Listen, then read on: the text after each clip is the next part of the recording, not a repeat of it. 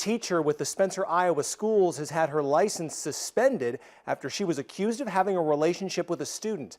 Documents say the Iowa Board of Educational Examiners got a complaint in November of 2021 against Catherine Cardell. Those documents say Cardell initially faced 2 charges, including soliciting, encouraging, or consummating a romantic relationship with a student. Cardell claimed her contact with the student was never inappropriate, but she agreed that if her case went to a hearing, evidence would find she violated standards of conduct and ethics. In an agreement, Cardell's license was suspended for 3 years. That suspension was backdated to December 1st of 2021. She can reapply once the suspension is over. That's in December of 2024.